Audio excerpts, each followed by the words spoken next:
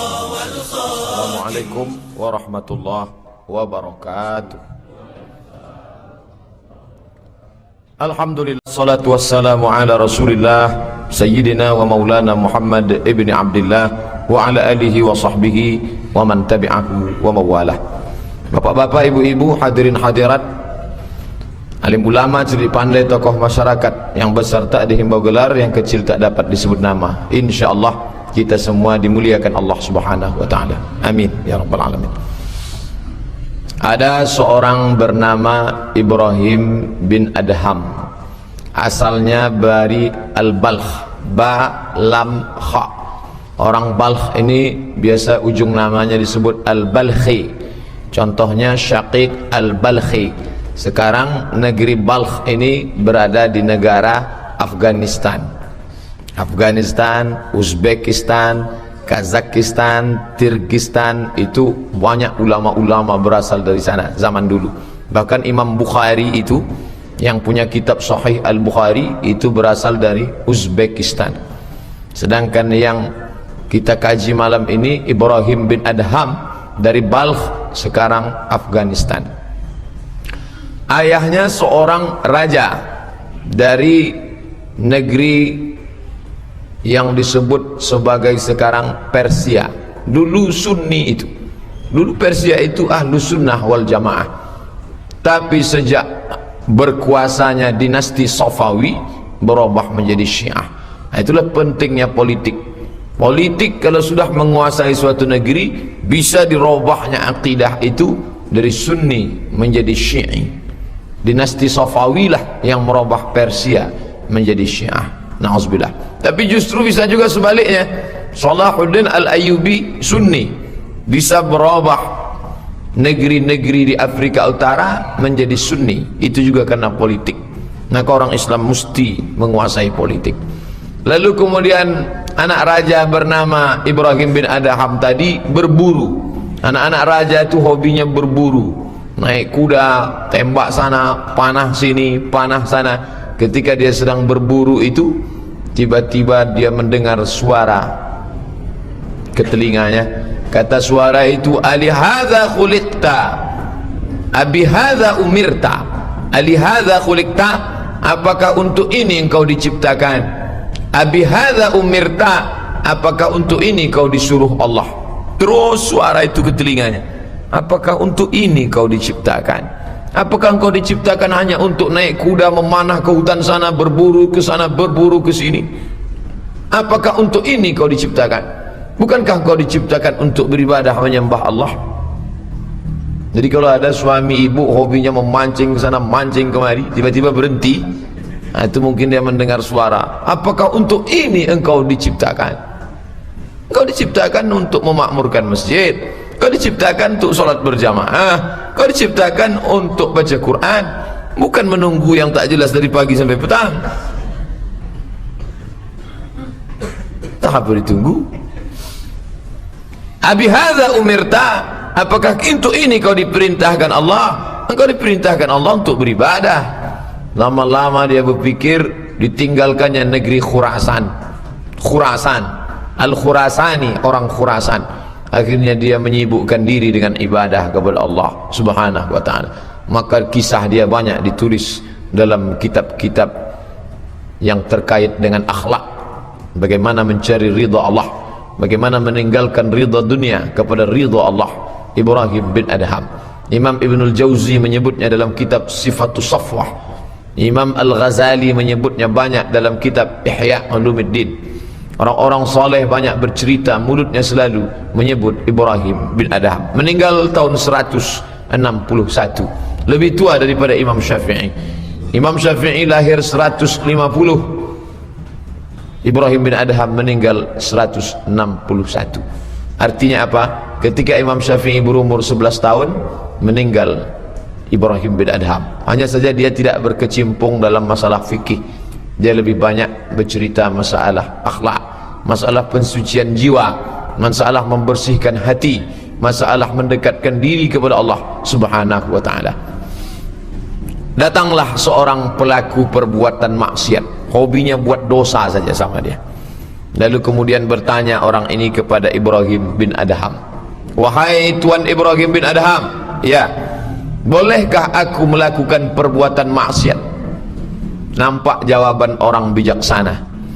Kalau kita lah, misalnya saya, tiba-tiba datang mahasiswa, Ustadz Somad, ya, boleh aku melakukan perbuatan maksiat? Gila ente. Kita langsung emosi, karena orang itu kadang memancing emosi kita. Kadang orang itu tak memancing, memang kita bawaannya mau marah aja. Tapi Ibrahim bin Adham yang sudah paham dengan sifat karakter orang, ketika ada orang nyeleneh bertanya ke dia, boleh kita buat maksiat wahai Tuan Ibrahim bin Adham? Kata Ibrahim bin Adham, boleh. Yang datang ini mau buat dia penasaran, maka pun dia menjawab dengan jawaban yang juga membuat penasaran. Boleh saya buat maksiat? Kata dia, boleh. Loh, kok boleh? Bisyurut, boleh bersyarat. Dalam kurung, syarat dan ketentuan berlaku. Kalau engkau cukup syarat ini, buatlah dosa. Bisa saya buat dosa? Bisa. Tapi katanya haram. Siapa bilang haram? Kalau kau cukup 5 syarat ini, silakan buatkan itu dosa. Apa syaratnya? Inilah yang akan kita kaji menjelang salat Isya. Kalau waktunya kurang, kita lanjutkan setelah Isya. Setelah itu kita sambung dengan tanya jawab, insyaallah. Sebagaimana biasa, sudah 3 bulan saya tak datang ke masjid ini. Perkembangannya luar biasa. Atapnya masih seperti yang dulu, tapi kubahnya dari jauh sudah nampak. Saya datang dari Parit Indah, begitu menengok, Masya Allah, seolah-olah sedang berada di dekat Masjid Kubah. Putih kubahnya di atas, hebat dari jauh. Begitu di dekat, macam dulu juga lagi. Artinya kita mesti banyak berinfak dan bersedekah. Betapa malunya kita, rumah Allah seperti ini, rumah kita adem ayam nyaman tentram. Masuk ke rumah Allah macam ini, padahal tiap hari kita katakan Allahu Akbar, Allah Maha Besar. Buktinya rumah kita lebih besar daripada rumah Allah. Mestinya berubah ucapan kita, Allahu Asghar, Allah Maha Kecil. Karena rumahku lebih besar daripada rumah Allah, rumahku lebih mewah daripada rumah Allah, rumahku lebih rapi daripada rumah Allah. Tak sesuai ucapan kita dengan ucapan hati, dengan sikap kepada Allah Subhanahu wa ta'ala. Selanjutnya, kenapa membelok ke masjid pula? Boleh aku buat maksiat? Boleh, kata Ibrahim bin Adham. Syarat yang pertama, idza aradta an ta'siyallaha, kalau engkau mau melakukan perbuatan maksiat, apa syaratnya Ibrahim? An takhtabi fi makanin la yarakallahu fihi, kau cari tempat yang kira-kira Allah tidak melihat. Beratlah kalau begitu. Di mana tempat yang Allah tak menengok kita? Anda sedang diawasi oleh kamera CCTV. Begitu tulisan di salah satu parkir di kampus di universitas di Pekanbaru ini. Saya tak mau sebut nama universitasnya, karena ternyata setelah saya tengok kamera CCTV itu rusak, tak hidup, sudah berjamur kabel-kabel di belakang itu. Tapi banyak pencuri yang takut. Bodoh pencuri itu, tak mau mereka mencuri helm di situ, karena tulisan itu tetap ada. Anda diawasi kamera CCTV. Awas, itu bos kita nengok dari atas tuh. Bos di atas, karyawan di bawah, semua pakai CCTV. Semuanya takut. Kalau pun ngobrol pelan-pelan, gimana Ustaz? Iya, Ustaz. Kalau untuk begini takut, karena diawasi CCTV. CCTV hanya menangkap gambar. Banyak yang suara tak tertangkap. Akhirnya orang ngobrol, iya, udah gua bilang itu, udah aku bilang kemarin kan, ya. Padahal dia sedang cerita. Yang mengawasi kita ini bukan bos, bukan CCTV. Yang mengawasi kita adalah Dia. La ta'khudhuhu sinatun wala naum. Dia tak mengantuk, dia tak tidur. Wa huwa ma'akum aina ma kuntum. Dia selalu bersama kamu dimanapun kamu berada. Sementara syaratnya, kata Ibrahim bin Adham, idza aradta an ta'siyallaha, kalau kau mau buat maksiat, mau buat dosa kepada Allah, silakan. Tapi bagaimana? An takhtabi, kau cari fi makanin, tempat la yarakallahu fihi, di tempat itu Allah tak melihat engkau. Hai Ibrahim bin Adham, ya, aku sudah pergi kemanapun. Terus rasanya tak ada tempat yang tak dipandang oleh Allah. Kalau begitu aku tak bisa buat maksiat. Carilah sampai dapat. Nanti kalau kau sudah dapat, buatlah maksiat di situ. Jadi Pak Ustadz, orang-orang yang buat dosa itu kenapa dia bisa melakukan perbuatan maksiat? Dua kemungkinan. Pertama, dia sedang mengingkari hatinya di dalam. Itulah dosa. Ya Rasulullah, ya, apa dosa itu wahai Rasulullah? Dosa adalah mahaka fi sadrika, sempit rasa di dalam hatimu. Kau tahu bahwa kau sedang melawan, kau tahu sedang mengingkari itu. Nun di dalam lubuk hati kecil kau yakin bahwa Allah memandang, tapi setan mengatakan Allah tak menengok, Allah tak menengok, Allah tak menengok, Allah tak menengok, Allah tak menengok. Malaikat mengatakan aku mengawasimu, aku mengawasimu. Dua bisikan. Lammatus syaitan, bisikan setan. Walammatul malaika, bisikan malaikat. Lammatus syaitan, bisikan setan, namanya waswasah, alladzi yuwaswisu fi sudur. Sudur sendok lah Pak Ustaz. Sudur, dada. Dia berbisik di dada. Dada sebelah mana? Sebelah kiri. Di mana itu? Jantung, tempat berbisiknya setan. Alladzi yuwaswisu, tak ada disebut setan berbisik ke telinga. Setan tak berbisik ke mata. Setan berbisik ke dalam. Kalau yang dalam itu sudah rusak, maka rusak semuanya. Iza salahat, kalau di dalam itu baik, salahal jasadu kulluh, yang lain ikut baik. Wa idza fasadat, kalau dia rusak, fasadal jasadu kulluh. Allah tak menengokmu, Allah tak menengokmu, Allah tak menengokmu, Allah tak menengokmu, lakukan saja, lakukan saja, lakukan saja. Ini haram, tidak, tidak, tidak. Ini haram, tidak, tidak, tidak. Asyaitanu ya'idukumul faqra. Setan selalu membisikkan kepada engkau, nanti kau miskin, nanti kau susah, nanti kau melarat, nanti kau miskin. Sedekah atau menabung? Sedekah atau menabung? Nanti kalau kau sedekah kau susah, nanti kalau sedekah kau miskin, nanti kalau kau sedekah, ya kalau ada gantinya, kalau tidak, itu yang selalu di dalam. Maka kau lakukan perbuatan maksiat. Ini korupsi ini haram ini uang orang ini. Ambil saja, ambil saja. Kapan lagi datang kesempatan? Ya kalau kau duduk di sini lagi, kalau tidak, anta asyallaha. Maka kalau kau melakukan perbuatan maksiat, carilah tempat yang kira-kira tidak ada yang melihat engkau.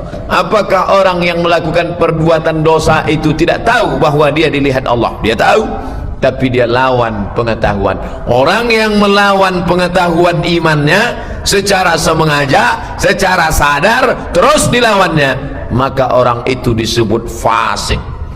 Wallahu la yahdil qaumal fasiqin. Allah tak berikan hidayah kepada orang yang fasik. Sekali dilawan, jauh hidayah. Sekali dilawan, jauh. Makin jauh, makin jauh, makin jauh.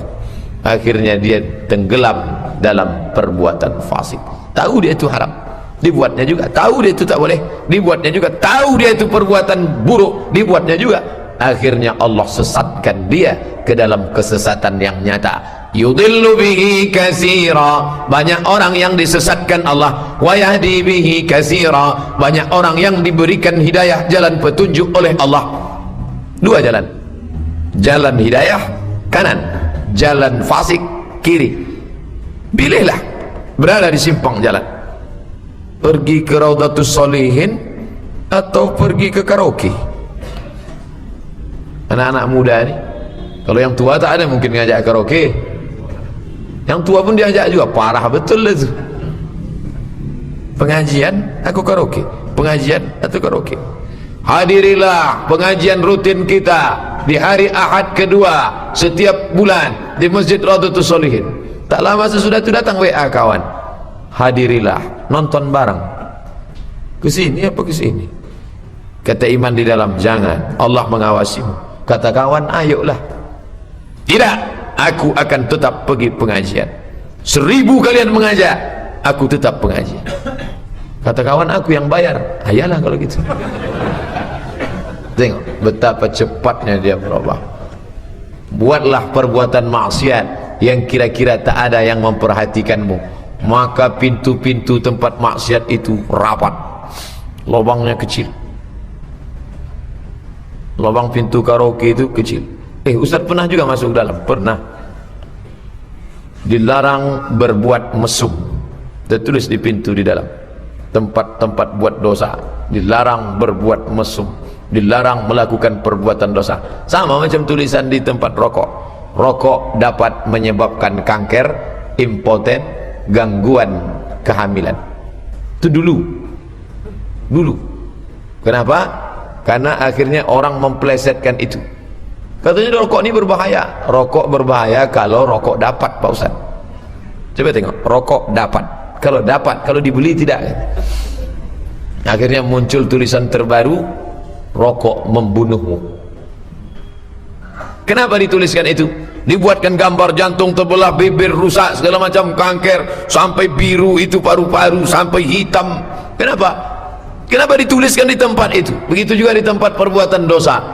Dilarang melakukan perbuatan mesum dan maksiat. Orang tahu dalam melakukan perbuatan itu. Siapa yang dilawannya? Yang dilawannya adalah dirinya sendiri.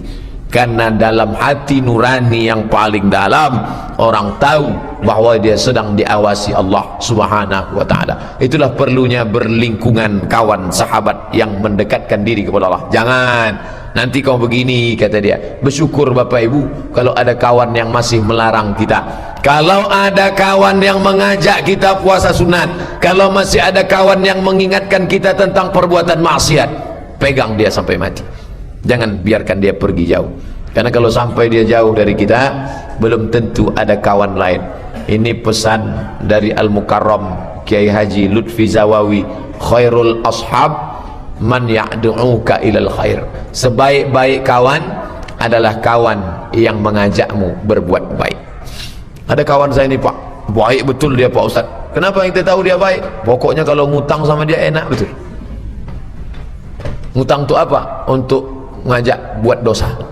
Asal mau main judi sama dia, dikasihnya utang, bukan baik.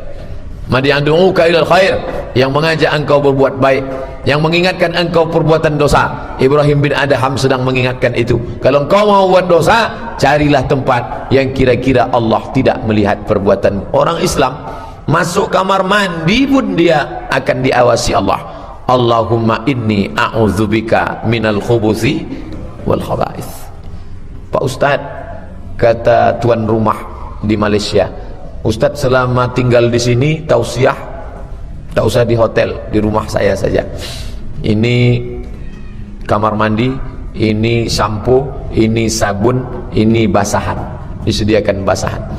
Pakai basahan, kenapa? Karena di dalam tempat yang tak ditengok orang pun kita malu karena ditengok. Inna alaikum lahafizin kiraman katibin ya'lamuna ma taf'alun. Orang beriman senantiasa ditanamkan itu dalam dirinya. Apa salahnya? Bukan ada orang menengok kita, malaikat ada, kiraman katibin. Apa salahnya? Malu kepada siapa? Malu kepada Allah. Allah sedang memandang. Al-haya malu syu'batun minal iman. Al-imanu bid'un wa sab'una syu'bah. Iman itu 73 sampai 79 cabang. A'laha yang paling tinggi la ilaha illallah, wa adnaha yang paling rendah imatatul adha anit tariq, membuang sampah, membuang duri, membuang yang mengganggu dari jalan. Al-haya'u syu'batun minal iman. Malu adalah cabang daripada cabang iman.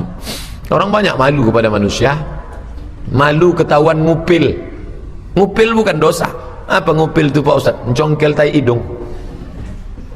Tunjukkan saya kitab fikih yang mengatakan ngupil haram. Belum ada lagi. Tapi malu lebih tinggi. Bayangkan kalau ada orang ngorek hidung diliput oleh 10 TV swasta, ditonton di seluruh Indonesia. Tiba-tiba ada yang mengirimkan ke WA, Ustaz tadi ngupil ya? Kok kalian tahu? Ini siaran live-nya Pak Ustaz. Malu kepada manusia. Bagaimana malu kepada Allah Subhanahu wa ta'ala? Makanya kalau ada orang takut buat dosa, kenapa? Saya takut karena masuk neraka. Tak salah, hebat. Takut masuk buat dosa, kenapa? Karena takut nanti amal ini hilang. Kalau saya aniaya orang, nanti dosa bertumbuh bertambah, nanti perbuatan ini akan menghilangkan perbuatan baik saya. Tak salah. Tapi ada yang lebih hebat. Apa dia? Merasa dimanapun dia diperhatikan Allah Subhanahu wa ta'ala. Salat maghrib tadi, Allahu Akbar, semua menengok ke tempat sujud, tak satu pun menengok ke atas. Parah betul Masjid Raudatul Sholihin ya. Kasihan dah. Tak ada, semuanya menengok ke tempat sujud. Setelah salam barulah Assalamualaikum warahmatullah, Assalamualaikum warahmatullah, Subhanallah Subhanallah Subhanallah Subhanallah Subhanallah Subhanallah. Selama solat tadi tidak ada yang gatal betul kepala, tak ada yang menggaruk sampai, tak ada. Kenapa? Karena 3 kali bergerak harakah ajnabiyah yang bukan gerakan solat, batal solat. Maka dia tak akan mau garuk. Gatal betul tengkuk, sekali tariknya kuku tajam, gatal juga lagi sekali tarik, gatal juga lagi, belikal panang, berkurap itu. Kenapa orang tak mau?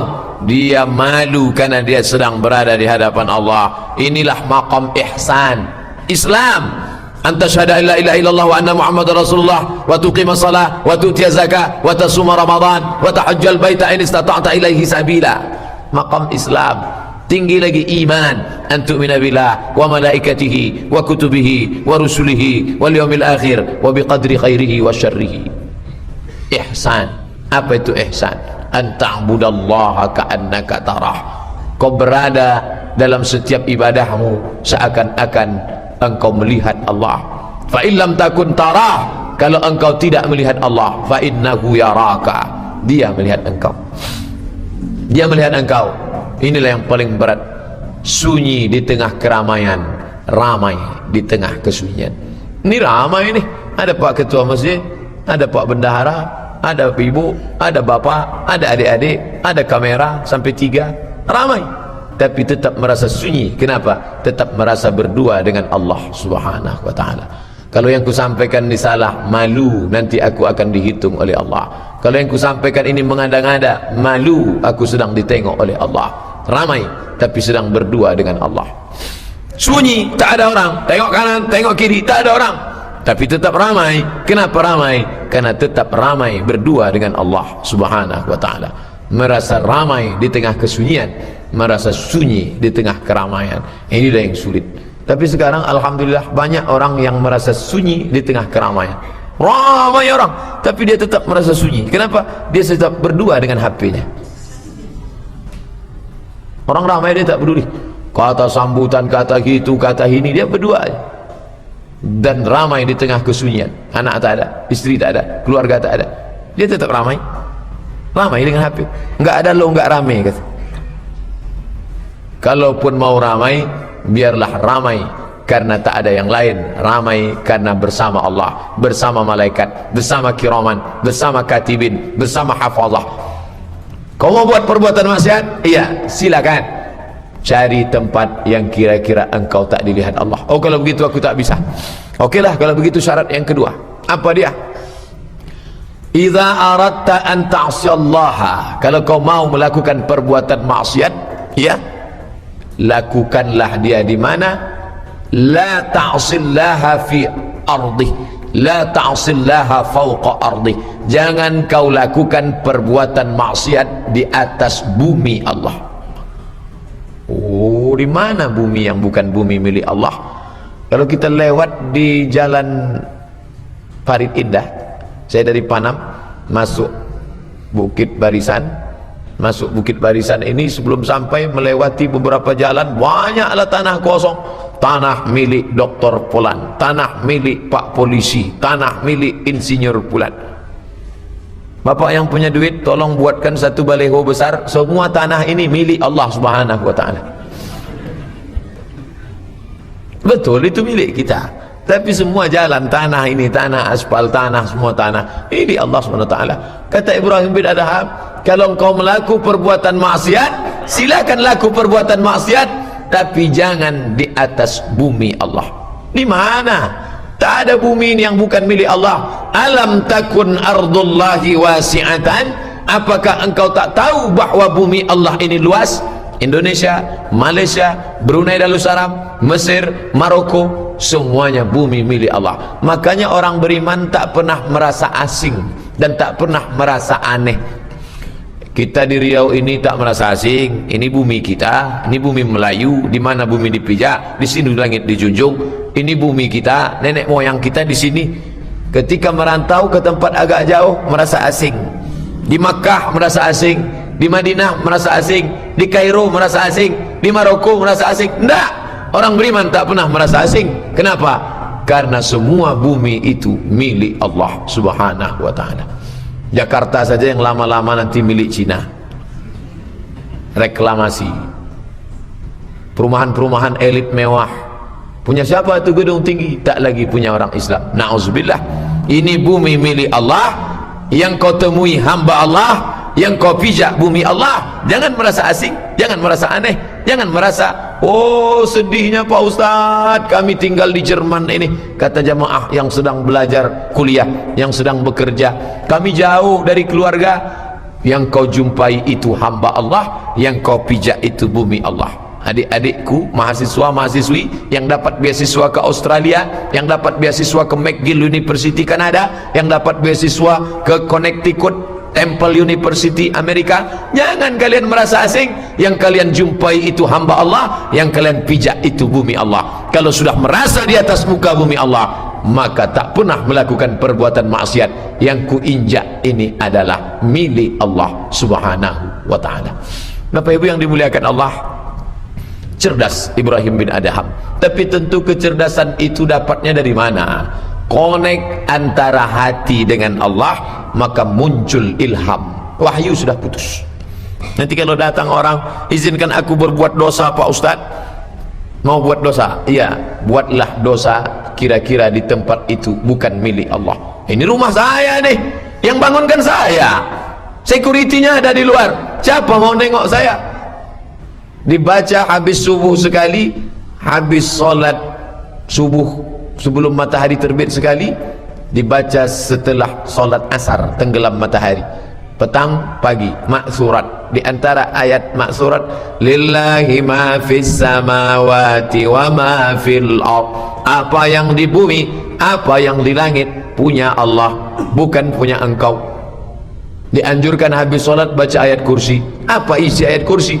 Allahu la ilaha illa huwal hayyul qayyum, la ta'khudhuhu sinatun wa la naum, lahu ma fis samawati wa ma fil ard. Bumi ini milik Allah. Yang kita pijak ini bumi Allah. Kalau mau buat dosa, jangan di atas muka bumi Allah. Carilah tempat yang lain. Ada seorang guru, muridnya 40. Tapi yang satu ini sayang betul dia. Adapun murid-murid yang lain agak cuek saja. Tentu murid ini merasa cemburu. Sampailah hati tuan guru, yang ini dia sayang, dia perhatikan, padahal kami sama-sama muridnya. Guru tahu, karena dari gerak-gerik, bicara, tatapan mata, murid nampaknya mulai cemburu. Kalian cemburu karena saya terlalu sayang kepada ini. Iya betul tuan guru. Kalau kalian mau tahu rahasianya, besok pagi kalian semua datang, bawa burung masing-masing, ayam, unggas, burung puyuh, burung apapun dia, bawa pisau. Untuk apa? Bawa sajalah besok pagi.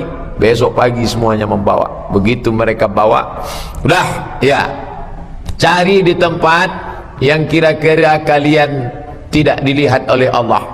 Yang satu pergi ke atas bukit, kira-kira tak dilihat Allah, kira-kira tak ada yang menengok, ya, tak ada manusia satupun, sunyi. Potonglah di situ. Maka dia potong. Yang satu masuk ke dalam gua gelap, tak ada orang melihat, dia potong. Yang satu naik ke atas pokok payu, tak ada orang melihat, dia potong. Setelah itu semua murid berkumpul, kumpul semua ramai. Apa yang terjadi? Semua dengan membawa pisau berdarah dan leher unggas dalam keadaan putus, kecuali satu murid yang kesayangan. Dia datang dalam keadaan pisau masih bersih dan dalam keadaan unggas burung masih hidup. Disitulah baru semuanya sadar, patutlah tuan guru sayang kepada dia. Kenapa? Ditanya, kenapa kamu tak potong? Kemanapun aku memijak tanah, yang kuijak bumi Allah. Kemanapun aku menghadap, aku merasa sedang diawasi dalam pengawasan Allah Subhanahu wa ta'ala. Kalau begitulah orang, maka dia tak akan berbuat maksiat, karena kemana kau menghadap, yang kau hadap adalah wajah Allah. Ainama tuwallu wujuhakum, kemanapun kau menghadap, fasamma wajhullah, maka engkau sedang menghadap Allah. Walillahil masyriq wal maghrib, timur dan barat milik Allah. Ainama tuwallu, kemana kau pun menghadap, milik Allah. Ayat ini membantah orang Yahudi yang mengejek-ejek Nabi ketika menghadap arah Baitullah. Laisal birra an tuwallu wujuhakum qibala al-masyriq wal maghrib. Yang baik bukan yang menghadapkan wajahnya ke timur dan ke barat. Kita ni orang baik nih, kita semuanya menghadap ke barat, kita menghadap ke arah kiblat. Orang yang baik adalah yang ketika dia berada dimanapun, dia sedang berada di hadapan Allah. Kalau memang begitu Pak Ustadz, nanti kalau gitu kita sholat isya menghadap ke Pangkalan Kerinci aja lah. Ini arah kiblat. Allah mau kita ini Robnya satu, arahnya satu. Makanya jangan mau diajak orang kafir. Orang Islam tuh nyembah batu tuh, nyembah Ka'bah. Tak ada orang nyembah Ka'bah. Ka'bah itu sebagai arah kiblat. Innama ana rabbukum, Tuhan kalian satu, arah kiblatnya satu, pakai bahasanya bahasa satu, Allahnya satu, arah kiblatnya satu, bahasa yang dipakai satu. Dari Maroko sampai ke Raudhatus Shalihin, ayat yang dibaca Fatihah. Alhamdulillahi Rabbil Alamin Ar-Rahmanir Rahim. Orang India Fatihah bahasa Arab, orang Pakistan Urdu, Fatihahnya bahasa Arab, orang Mesir Arab bahasa Arab, orang Cina tetap pakai bahasa Arab. Kiblatnya satu, Allahnya satu. Ini penyatuan. Allah suka kita satu, tapi masalah dimanapun berada, kita tetap di bawah pengawasan Allah dan di atas muka bumi Allah subhanahu wa ta'ala. Kalau orang merasa di atas muka bumi Allah, dia tak sombong. Itu tanah saya tuh, tahu ente menengok kebun sawit, kebun karet, gotah itu, itu punya saya tuh, itu punya Allah subhanahu wa ta'ala, dipinjamkan ke saya sebentar. Kalau sadar bahwa barang itu pinjaman, kalau hilang tak sedih. Banyak orang ketika barang itu ada, dia yakin itu pinjaman Allah. Itu mobil bapak ya? Enggak. Tapi tadi naik itu pinjaman Allah. Tapi ketika hilang, ngamuknya minta ampun. Kalau memang betul itu punya Allah, maka ketika dia hilang, maka tidak sedih. Kenapa? Karena dia adalah pinjaman dari Allah subhanahu wa ta'ala. Sedih bapak istri ini meninggal? Enggak, pinjaman dari Allah. Insya Allah dikirimnya yang baru nanti. Bapak ibu yang dimuliakan Allah subhanahu wa ta'ala, maka dimanapun kau memijak tanah, itu adalah tanah milik Allah. Kalau kau mau buat maksiat, kata Ibrahim bin Adham, carilah tanah yang itu bukan milik Allah subhanahu wa ta'ala, tak akan jumpa. Yang ketiga, idza aradta an ta'sillaha, kalau kau mau melakukan perbuatan maksiat, ya, maka lakukanlah perbuatan maksiat ketika engkau tidak lagi memakan min rizqillah, kau tidak lagi memakan dari rezeki Allah subhanahu wa ta'ala. Kapan itu? Tidak akan ada. Bernapas dengan paru-paru rezeki Allah yang ditarik dan dihembuskan dari rezeki milik Allah, yang dihirup udara milik Allah, yang alat pakainya rezeki milik Allah, yang akan diminum. Ini kan punya Raudhatus Shalihin, betul, tapi udah dikasih untuk saya. Akadnya kapan? Pokoknya asal di meja ini Ustaz. Makanya kalau ada Ustaz mau minum, tak perlu menunggu kepada Al-Mukarram dipersilakan. Enggak. Kenapa Ustaz tak minum? Kalau saya minum, hilang konsentrasi saya. Semuanya milik Allah subhanahu wa ta'ala. Jadi kalau engkau mau berbuat maksiat, maka lakukanlah ketika engkau mengharap berbuat, berharap berbuat, makan, minum, bernapas, bukan dari rezeki Allah subhanahu wa ta'ala. Tidak akan sampai kapanpun semuanya rezeki dari Allah subhanahu wa ta'ala. Orang yang berbuat maksiat itu sebenarnya dalam hatinya ada tercetus agak sedikit, ini punya saya, makanya dia berani pakai itu bukan di jalan Allah subhanahu wa ta'ala. Ini punya saya nih Pak Ustaz, maka terserah saya apa ini mau saya buat untuk apa. Enggak, itu ente dapat dari mana? Dari uang kerja. Kerja itu bisa, kenapa? Karena ada kudrat, ada kemampuan. Kemampuan ente di bidang apa? IT, pakar komputer, Eskom, sarjana komputer. Kenapa bisa bekerja? Kenapa kelingking ini bisa bergerak? Berapa banyak orang sekarang tak bisa menggerakkan kelingking? Hanya menggerakkan kelingking pun tak bisa. Sebaliknya pula ada yang bergerak-gerak tak bisa berhenti. Sudah kehilangan kontrol. Sedikit saja urat saraf itu digeserkan Allah Ta'ala, mana kuasa kita? Makanya kita tadi selesai salat tak takabur, kita tidak merasa ini punya kita, tapi ini punya Allah. Maka kita katakan selesai salat, la ilaha illallah wahdahu la syarikalah, lahul mulku wa lahul hamdu, yuhyi wa yumit wa huwa ala kulli syai'in qadir. La ilaha illallah. Tidak ada daya kecuali karena Allah, tidak ada upaya kecuali karena Allah. La tataharraku dzarratu illa biiznillah. Tidak akan bergerak satu biji sawi pun kecuali karena kudrat dan iradat Allah Subhanahu wa taala. Makanya kalau dia kaya, dia tak sombong karena rezeki itu titipan Allah. Kalau dia miskin, dia tak sedih karena tak dapat pun bukan karena Allah marah. Husnuzan. Idza aradta, kalau engkau mau, anta'siyallaha, melakukan perbuatan maksiat kepada Allah, fala ta'kul min rizqih, jangan engkau makan rezeki yang sudah diberikan Allah Subhanahu wa taala. Takkan mungkin. Manusia yang paling aneh di antara makhluk yang paling unik adalah manusia. Untuk melakukan perbuatan dosa kepada Allah tapi mesti dengan rezeki dari Allah. Kalau ada orang melawan bapaknya, kenapa kamu lawan? Saya tidak pernah ambil dari duit kamu, kata dia.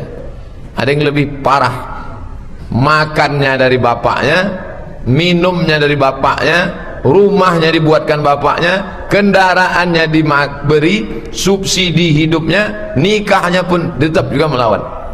Itu konotasi sederhana kepada orang tua. Ini kepada Allah Subhanahu wa taala. Detak jantungnya dari Allah, darahnya menetes dicuci buah pinggang dari Allah, paru-paru menghembuskan napas dari Allah, kedipan matanya pun dari Allah, membuat maksiat dosa kepada Allah. Tak sadar diri, tak tahu diuntung. Inilah sifat manusia. Kalau Allah mau cabut nikmat itu, sebentar saja. Mirza Ghulam Ahmad yang mengaku sebagai nabi terakhir waktu masih sehat, oh petantang petenteng, nantang-nantang. Akhir hayatnya sakit jiwa, gila, sampai anaknya pun malu untuk mengeluarkan bapaknya di halayak orang ramai. Ngomongnya sudah ngawur, bicaranya tak jelas, mati dalam keadaan bergelimang taiknya sendiri. Itu nasib Mirza Ghulam Ahmad. Error, gila, dalam keadaan najis di mana-mana. Begitulah keadaan. Sebegitu hebatnya orang yang berbuat maksiat kepada Allah itu, dicabut Allah nikmat kesadaran sampai tak bisa lagi membedakan mana kotoran mana makanan, mati dalam keadaan suul khotimah. Nyusul juga lagi nabi baru, Lia Eden sama Ahmad Musaddiq. Dah gimanalah matinya Ahmad Musaddiq itu nanti sama Lia Eden. Tapi zaman berganti, musim berubah. Penguasa yang zalim Fir'aun mati tersedak di Laut Merah. Penguasa yang zalim Namrus mati dalam keadaan masuk nyamuk ke telinganya. Sekedar begitu saja cara Allah menghabisi mereka yang makan dari rezeki Allah, bernapas dari rezeki Allah, tapi melawan Allah Subhanahu wa taala. Merenung kita sejenak dengan ucapan Ibrahim bin Adham, kalau mau engkau melakukan perbuatan maksiat, fala ta'kul min rizqillah, jangan makan rezeki Allah Subhanahu wa taala. Yang keempat, idza asaitallaha, kalau kau sudah melakukan perbuatan maksiat kepada Allah, fajaat al malaikah, lalu kemudian datang malaikat, tasuquka ilan nar, malaikat menggiring, menarik engkau ke dalam neraka, fala tadhhab ma'aha, jangan engkau ikut dengan malaikat. Sesudah berbuat dosa, nanti digiring masuk neraka. Wasiqal ladzina kafaru ila jahannam zumara, orang yang berbuat dosa itu akan digiring, ditarik ke dalam neraka. Kalau memang engkau mau buat dosa, kata Ibrahim bin Adham, fala tazhab, maka jangan ikut waktu nanti ditarik oleh malaikat. Kalau sanggup engkau bertahan tak ikut, buatlah dosa. Disangkanya malaikat itu kecil macam security. Sedangkan ditangkap security saja agak 2-3 ditarik, tak sanggup kuasa. Konon lagi malaikat mau menarik. Sebesar apa malaikat itu Pak Ustaz? Buka Quran. Uli ajnihatin, makhluk bersayap, masna 2, wa sulasa 3, wa ruba' 4. Dari satu sayap ke sayap yang satu, bainal masyriqi wal maghrib, antara timur dan barat. Makanya Nabi tidak pernah menengok Jibril dalam bentuk utuh di dunia. Kapan baru nampaknya Jibril itu dalam bentuk sempurna? Laqad ra'ahu nazlatan ukhra inda sidratil muntaha. Waktu Isra Mi'raj di sidratil muntaha. Kenapa waktu di dunia tak nampak bentuk utuh? Andai malaikat itu dalam bentuk fisik semen, bertulang, berdaging, berkulit, tak muat dunia ini hanya untuk Jibril alaihissalam. Maka dilihatnya dalam bentuk, Allah menunjukkan dalam bentuk cahaya, karena cahaya tidak mengambil tempat. Cahaya, cahaya, cahaya. Sebesar apapun cahaya di ruangan ini tidak mengambil tempat, karena cahaya bukan fisik. Malaikat seandainya turun dalam bentuk fisik, tak muat dunia ini. Malam Lailatul Qadar, qadar artinya sempit. Man qudira alaihi rizquhu, siapa yang disempitkan rezekinya. Qadar artinya sempit. Lailatul Qadar, malam yang sempit. Kenapa disebut sempit? Andai turun malaikat dalam bentuk batu kerikil, maka sempit dunia ini sampai kita tak bisa bergerak. Makanya pada pagi malam Lailatul Qadar itu cahaya matahari redup. Kenapa redup? Saking banyaknya cahaya malaikat yang turun. Salamun hiya hatta matla'il fajr. Tapi hadis ini tak bisa dipakai di Riau, karena 30 subuh 30-30-nya redup. Bukan karena cahaya malaikat, asok.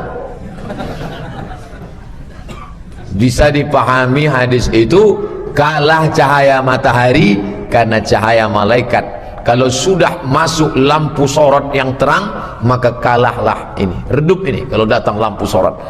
Tala'al badru alaina, terbit cahaya bulan, fakhtafat minhul buduru. Tala'al badru alaina min saniyatil wada'. Tala'al badru alaina fakhtafat minhul buduru. Kalau sudah datang cahaya bulan purnama, hilanglah cahaya bintang gemintang. Pertama datang Jibril dalam bentuk tak nampak. Dipeluknya saja Nabi berat, sesak napasku. Ma'ana alai biqari, ma'ana ala biq, ma'ana biqari, ma'ana biqari, ma'ana biqari. Aku tak bisa baca, aku tak bisa baca, sampai berat aku bernapas. Satu. Bentuk yang kedua, waktu Nabi jalan pulang ke rumah, nampaknya duduk di atas kursi di antara langit dan bumi. Dua.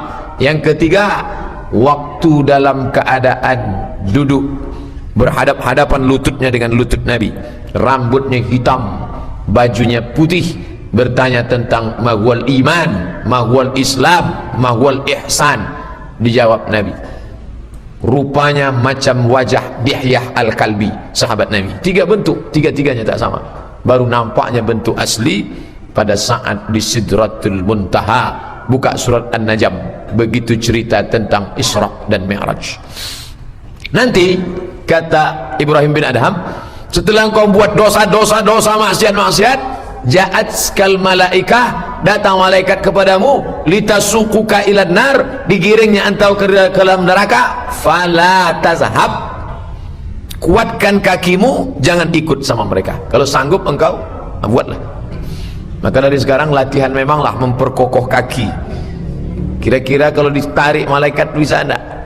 Malaikat mau dia lawan, sama tuyul aja takut, malaikat mau dilawan.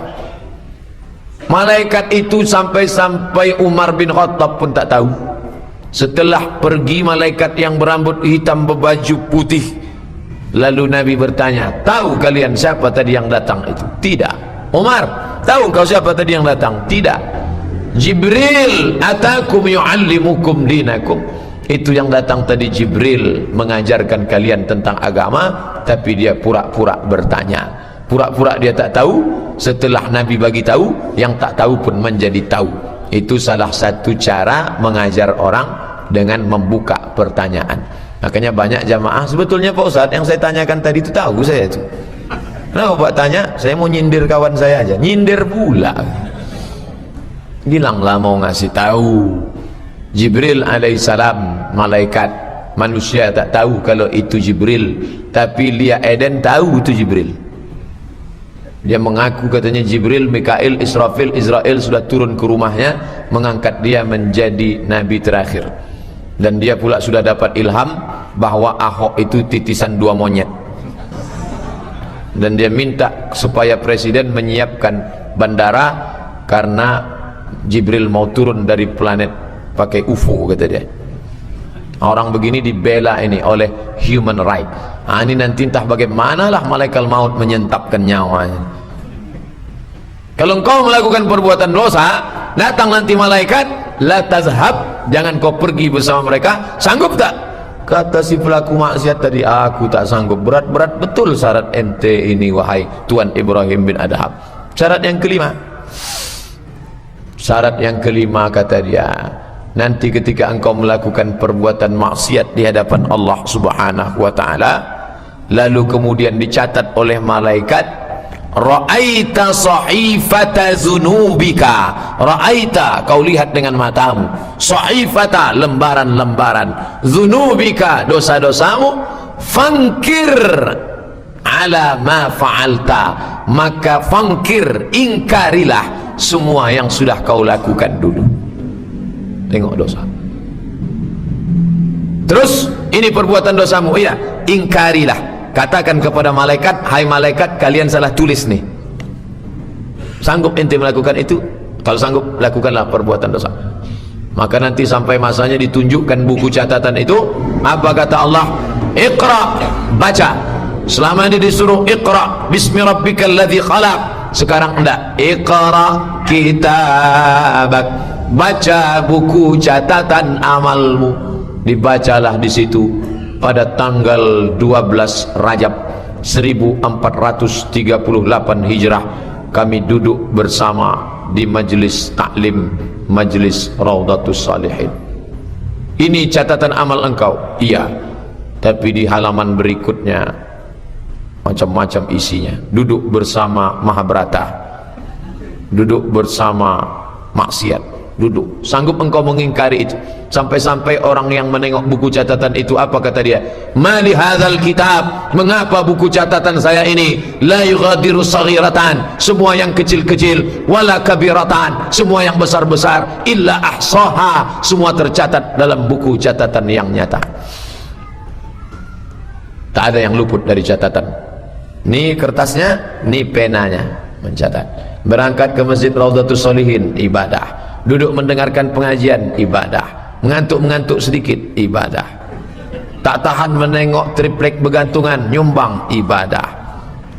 Menengok catatan 1.200.000.000 harga kubah, ibadah. Pulang ke rumah, melayani anak, membersihkan semuanya, mendidik mereka, membesarkan, ibadah. Bekerja besok, bismillah tawakkaltu ala Allah, la haula wala quwata illa billah, ibadah, ibadah. Tapi begitu dicatatkan dosa-dosa, maka ingkarilah kalau engkau sanggup. Tak ada yang bisa mengganggu. Tapi ada yang penanya menggantung, tak pernah berjalan penanya. Rufi'al qalam.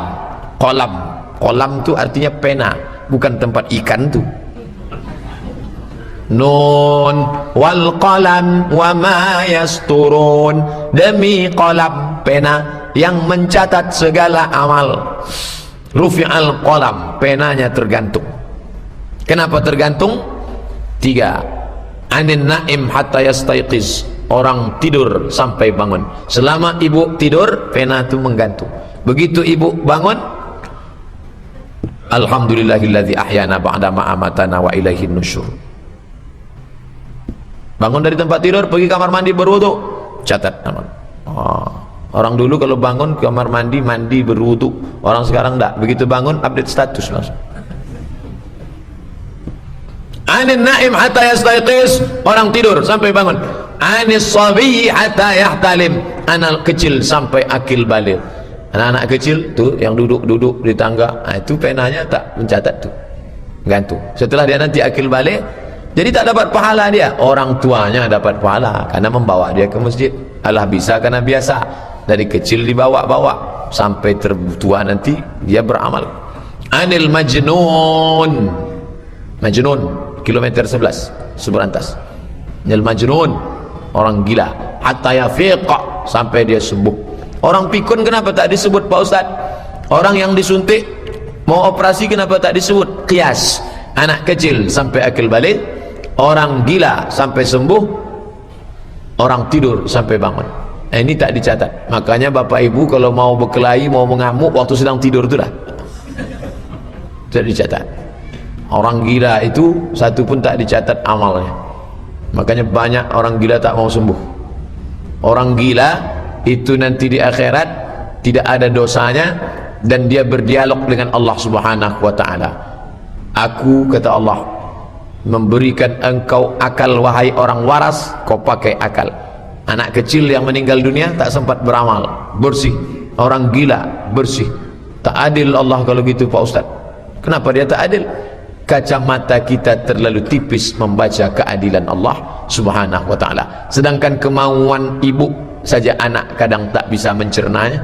Bolak-balik anak tu minta pisau, marah dia karena tak dikasih pisau. Kenapa ibu tak kasih?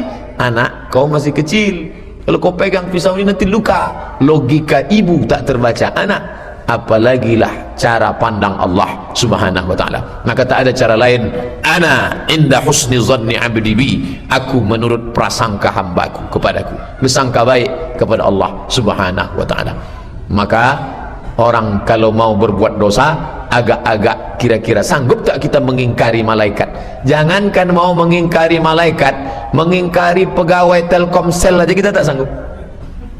Meledak rekening HP, rekening telepon, komplain, ini gimana nih, jangan-jangan salah mesin kalian nih. Sebentar ya bu, jangan ngamuk-ngamuk dulu bu, ini nanti pak jangan marah-marah dulu pak, tenang, kita lihat aja print outnya nanti. Sebentar ya, di print out kan, tengok, rupanya memang betul, banyak ngobrol tak terasa. Ini jam sekian nelpon ke Amsterdam, jam sekian nelpon ke ini, jam sekian ini. Betul bapak yang ngomong. Iya, kok nggak ingat saya ya?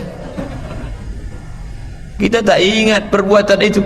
Berapa banyak perbuatan kita di masa lalu. Makanya orang kalau sudah pergi haji, pergi umrah, menangis di tanah suci. Kenapa? Mengenang dosa begitu banyak. Kalau sudah datang tablik akbar Ustaz Arifin Ilham di halaman SPN kantor polisi, Astaghfirullah Rabbal baraya, menangis jamaah. Kenapa? Mengenang dosa yang dia ingat-ingat. Tapi biasanya orang tak ingat, terutama masalah hutang, banyak yang tak ingat. Makanya disuruh tulis. Umar bin Khattab di waktu malam diambilnya cemeti, cambuk, pecut, dicambuknya kakinya. Hai kaki, kemana saja tadi engkau siang melangkahkan kaki? Kenapa? Karena kita tak ingat. Sesungguhnya zikir-zikir yang diajarkan dalam kitab Al-Adhkar oleh Imam Nawawi itu supaya kita ingat. Mau masuk kamar mandi, mana? Ingat, eling, kaki kanan apa kaki kiri? Lupa saya Pak Ustaz, mana kanan mana kiri. Orang yang payah membedakan mana kanan mana kiri itu kecil, kurang bahagia. Ini kiri, ini kanan. Masuk WC kaki kiri, masuk masjid kaki kanan. Seorang anak kecil sudah masuk WC mundur balik ke belakang. Cucu saya ini Pak Ustaz, pernah saya tengok, kata ibu jamaah, masuk dia ke WC, keluar dia balik. Kamu kenapa? Salah tadi nek, kaki kanan saya masuk. Cucu sadar, nenek tak ingat. Ingat, kanan apa kiri? Masuk masjid, Allahumma ftahli abwaaba rahmatik, kanan dulu. Mau makan, mau minum, ada banyak orang enak saja kanan. Betul tuh Pak Ustaz. Memang sekarang nih Pak Ustaz banyak orang diganggu setan. Dia minum pakai tangan kiri, setan. Tak ingat apa yang dibicarakan. Yang menyampaikan itu pun tak ingat. Bapak Ibu yang dimuliakan Allah Subhanahu wa taala, ketika kita tak ingat, tapi ada yang mengingat, ada yang mencatat. Katibin, kataba, menulis. Katibin, menulis. Nanti sampai masanya, wa kulla syai'in ahsainahu fi imamin mubin. Semuanya kami hitung, semuanya kami catat dalam buku induk yang nyata. Besar sekali Pak Ustaz catatan itu nanti ya. Berapa eksemplar? Wallahu a'lam bishawab. Dulu orang sulit untuk membayangkan sebesar apa buku catatan manusia. Sekarang mudah saja. Buku PDF bisa disimpan dalam flash disk, dalam eksternal 1 tera. Dulu satu komputer 4 giga, kecil. Sekarang satu eksternal flash disk bisa sampai hard disk eksternal bisa 1 tera, 1000 giga bisa. Kenapa mustahil bagi Allah untuk menyimpan buku catatan kita? Ada sekolah di Rokan Hulu, sekolah tinggi agama Islam, ilmu Al-Quran, itu bookless, tak pakai buku. Rektornya Dr. Mustafa Umar. Masuk saya ke dalam ke perpustakaan, tak ada buku. Mana bukunya Ustaz? Ini namanya perpustakaan bookless. Ada namanya wireless, tak pakai wire. Bookless tak pakai buku. Jadi bagaimana? Semua pakai iPad saja. Layar besar, mau membukanya gimana? Membesarkannya dari jauh. Hebat, bukunya di alam ghaib semua. Bisa ratusan ribu judul buku muncul. Kenapa Allah tak bisa membuat catatan kita nyata? Ini di dalam kepala ini ada pita yang lebih halus dari rambut. Kalau dipegang ujungnya di Masjid Raudhatus Shalihin, maka ujungnya bisa ditarik lebih jauh dari Las Vegas, tak putus. Itulah pita yang akan diputar. Rekaman pita itu yang akan diputar, dan kita menonton segala perbuatan kita di masa lalu. Sampai-sampai kita pun tak ingat. Saya itu ya. Berapa banyak ibu-ibu yang tidak ingat tentang rekaman pesta anaknya 20 tahun yang lalu. Ketika diputar videonya, mama, saya itu ya, iya, kok ramping betul. Orang tak ingat foto dia di masa lalu. Begitulah orang akan melihat perbuatannya nyata. Sekecil apa? Famay ya'mal mithqala dzarratin khairan yarah. Sebesar biji sawi akan kau tengok sebesar bukit Uhud. Kata sahabat Nabi kepada tabi'in, "Hai para tabi'in, kami dengan kalian sama, salatnya sama, puasanya sama, ibadahnya sama. Bedanya apa? Dosa yang kalian anggap sebesar ujung rambut, kami menganggapnya sebesar bukit Uhud." Itu saja bedanya. Kalau zaman sahabat dengan zaman tabi'in begitu perumpamaannya, kita sekarang bagaimana? Dulu orang menganggap terlambat sholat berjamaah itu luar biasa. Buka kitab Al-Fiqhul Islami wa Adillatuh. Kalangan salaf 3 abad pertama itu salaf, abad 1, abad 2, abad 3 salaf. Kalau mereka tinggal takbiratul ihram, mereka berduka cita 7 hari 7 malam, bersedih tinggal takbiratul ihram. Sekarang orang solat zuhur jam 3 lewat 10, solat subuh jam 6 lewat 5, takbiratul ihramnya bukan main kuat lagi. Gimana malunya kepada Allah? Ini bukan masalah dosa besar, dosa kecil yang dilakukan secara terus-menerus menjerumuskan orang. Orang tak pernah masuk ke dalam sumur tua karena nampaknya besar. Orang tak pernah masuk ke sungai Siak karena nampaknya besar. Tapi orang banyak jatuh terpeleset karena kerikil kecil dan karena kulit pisang, karena dia anggap itu tidak berbahaya. Justru yang kecil itulah yang menjerumuskan kita ke dalam azab Allah subhanahu wa ta'ala. Itulah 5 kaji kita malam ini. Syarat melakukan perbuatan maksiat. Yang tak ingat jangan ragu, karena ada rekamannya, bisa diputar ulang. Yang penting ada paket 2 giga. Terima kasih perhatian Bapak Ibu. Mohon maaf segala kesilapan. Aku qauli hadza astaghfirullah li wa lakum. Subhanakallahumma wa bihamdika asyhadu an la ilaha illa anta astaghfiruka wa atubu ilaik. Sebagaimana biasa kita lanjutkan dengan tanya jawab. Ada hal yang ingin Bapak Ibu tanyakan, masalah zakat, salat, puasa, haji, tak terkait dengan tema ini saja, kita akan bahas dalam soal jawab. Terima kasih. Wassalamualaikum warahmatullahi wabarakatuh.